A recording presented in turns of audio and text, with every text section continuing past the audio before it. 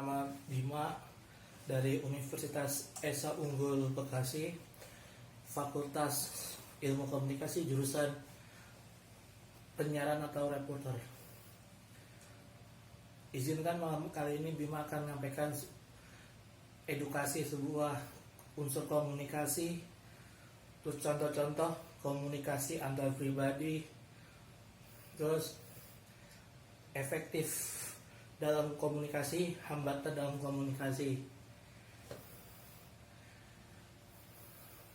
Manusia pasti membutuhkan namanya komunikasi di setiap waktu. Pada kesempatan kali ini Bima ngobrol depan kamera ini juga namanya juga berkomunikasi, yang nanti temanya akan terarah atau terjawab oleh para pendengar atau para pembicara, dan responnya terefektif atau tidak. Unsur komunikasi ada 4. Yang pertama, pembicara yang menguraikan sebuah informasi agar tersampaikan kepada pendengar atau si komunikan. Yang kedua, encoding dan decoding, di mana penyandian sebuah visual atau audio yang berupa verbal, artinya berupa tulisan yang tidak dapat dimaknai atau tidak dapat diuraikan. Yang kelima, unsur komunikasi terdapat efektif atau tidak ya ketika komunikan mendengar pesan yang didengarkan oleh pembicara. Hambatan komunikasi ada 5: gangguan semantik, gangguan cuaca, gangguan komunikasi terdapat yang faktor alam, suara petir ketika lagi menyampaikan di suasana di sebuah stasiun radio contohnya. Terus gangguan fisik yang bisa tidak efektif kita menggunakan berkomunikasi itu dengan bukan sign tulisan, tetapi menggunakan lisan yang agar tersampaikan kepada pendengar. Contoh komunikasi antar pribadi, ketika bapak saya menyampaikan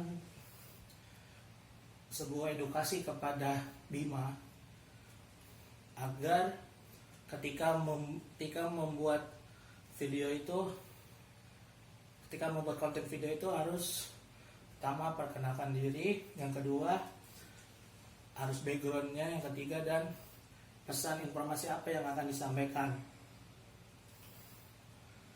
Contoh lagi komunikasi antar Bima dengan kakak Bima yang sebagai misalnya pemilik rumah makan. Contohnya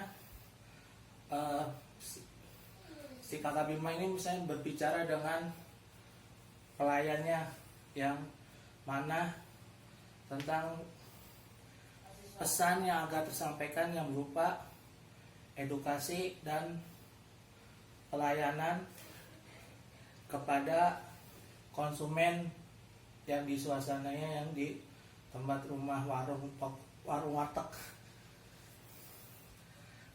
Ada kesannya sendiri ketika pemilik toko warteg menanyakan kepada konsumen pembeli bagaimana pelayanan prima yang diberikan kepada oleh pemilik toko warteg. Yang kedua, makanan apa yang sekiranya tidak disukai oleh konsumen. Terus lagi contoh komunikasi antar pribadi lagi, contoh ketika bapak saya berkomunikasi dengan rekan kerja temannya yang bapak saya yang menyampaikan kepada rekan rekan kerjanya yang bernama misalnya si Fulan, pesan yang disampaikan misalnya tentang agar misalnya membuat kinerja para konsumen itu agar tertarik dan terpuaskan oleh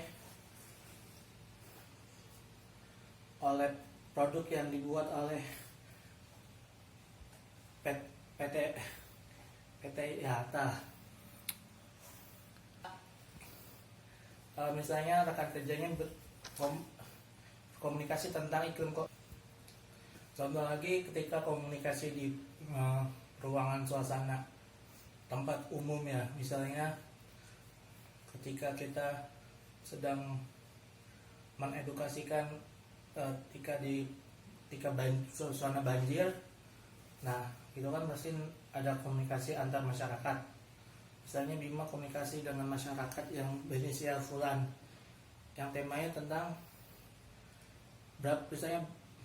berapa meter banjirnya di situ, terus apakah masyarakat pada sehat di daerah situ, atau 07 sekian. Itu namanya komunikasi antar pribadi. Juga komunikasi antar pribadi ada berupa attitude, perhatian, respon, pengetahuan yang dimiliki oleh pembaca. Yang kelima adalah media penyampaian apa yang digunakan si pembaca atau si reporter itu untuk penyampaian pesan, baik di media YouTube, media tulisan komunikasi WhatsApp maupun media-media lainnya. Terima kasih. Sekian.